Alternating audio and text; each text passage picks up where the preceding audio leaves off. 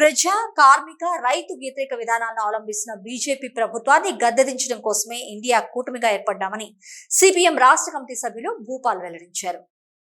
CPM party బలపరిచిన Peddapalli parliament Congress party అభ్యర్థి గడ్డం వంశీకృష్ణ గెలుపు కోసం బుధవారం గోదావరి కని బృందావన్ గార్డెన్స్ లో సిపిఎం పార్టీ విస్తృత స్థాయి సమావేశం నిర్వహించింది.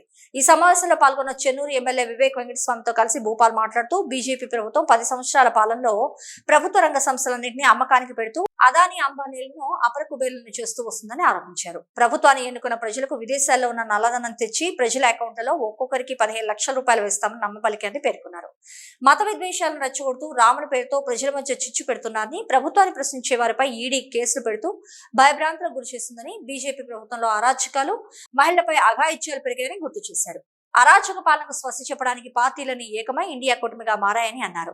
దేశంలోని సర్వేలన్నీ ఇండియా కూటమిదే విజయమని చెప్తున్నాయని, మరి పెద్దపల్లి పార్లమెంట్ లో కూడా ఇండియా కూటమి అధికారంలోకి వస్తే గడ్డం వంశీకృష్ణ వైపే సర్వేలన్నీ మొగ్గు చూపుతున్నాయని తెలిపారు. ప్రజలంతా చెయ్యి గుర్తుకు ఓటు వేసి ఇండియా కూటమి అభ్యర్థి గడ్డం వంశీని భారీ మెజార్టీతో గెలిపించాలని కోరారు. మే 13వ తారీఖున జరిగేటువంటి ఎన్నికల సందర్భంలో ఇక్కడ ఇండియా బ్లాక్ లో భాగంగా కాంగ్రెస్ పార్టీ గడ్డం వంశీ గారికి మనందరం కూడా ఆశీర్వదించి ఓటేసి గెలిపించాలని చెప్తా ఉన్నాం. ఇది మన కర్తవ్యంగా మనం భావించాలని చెప్పేసి నేను విజ్ఞప్తి చేస్తా ఉన్నాను. ఎందుకంటే అత్యంత దుర్మార్గమైన పరిపాలన యొక్క బీజేపీ పరిపాలన కాలం కొనసాగుతా ఉంది. మన నాయకులు చెప్పారు, ఇక్కడ ఇది సింగరేణి ప్రాంతం ఉంది. ఇక్కడ సింగరేణి ప్రాంతంలో సుమారు 1,00,000 మంది కార్మికులు పనిచేస్తూ ఉన్నారు. కాంట్రాక్ట్ కార్మికులు, పర్మనెంట్ కార్మికులు 1,00,000 మంది, 1,00,000 కుటుంబాలు జీవిస్తూ ఉన్నాయి. ఈ సింగరేణిని విస్తరించకుండా ప్రైవేటీకరించడానికి ఈ బీజేపీ నరేంద్ర మోడీ సర్కారు చాలా దుర్మార్గమైన ప్రయత్నాలు ఈరోజు 10 సంవత్సరాల కాలంలో చేసింది. కొత్త బావులు తవ్వకుండా చేస్తా ఉన్నది, కొత్త వాటికి పర్మిషన్ ఇవ్వకుండా చేస్తా ఉన్నది, 4 బొగ్గు బావులు ప్రైవేటీకరించే ప్రయత్నం చేస్తా ఉన్నది.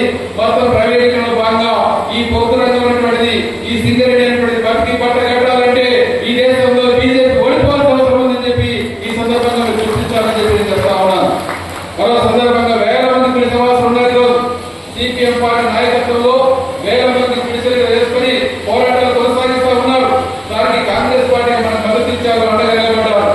ప్రభుత్వం వచ్చిన తర్వాత స్థానిక ఎమ్మెల్యే గారు కావచ్చు, మినిస్టర్ కావచ్చు, అందరూ బేషరతుగా ఈ ప్రాంతంలో అందరూ ఈ గురిసవాస పక్షాన్ని నిలబడి మీ యొక్క మీకు పట్టాలిస్తామని చెప్పి అడగా చెప్పడం కూడా జరిగింది.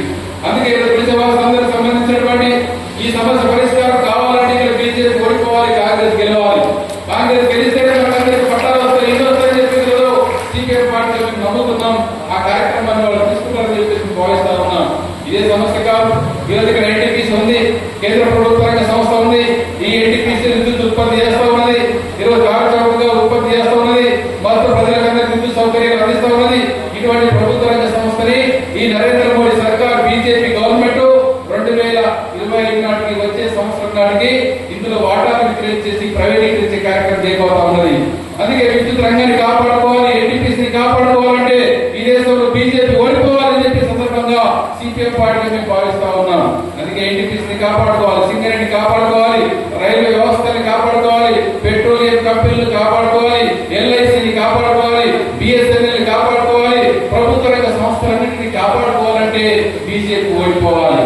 ఎందుకు ఈ మాట చెప్తున్నానంటే ఈ బీజేపీ సర్కార్ వచ్చిన తర్వాతనే గతంలో వాజ్పేయి ఉన్నప్పుడు 2000 నుంచి 2004 వరకు వాజ్పేయి గవర్నమెంట్ ఉన్నప్పుడు కావచ్చు, ఆ తర్వాత 2014 ప్రధానమంత్రి మోడీ గారు వారందరికీ ఒక మాట ఇచ్చారు.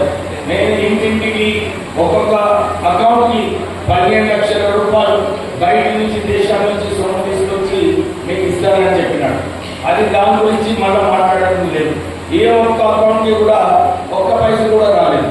కానీ వారు ఒక్క విషయం ఏంటంటే చేసినాడు. గుజరాత్ ఇండస్ట్రీస్ ఎవరు? అదానీ అంబానీ.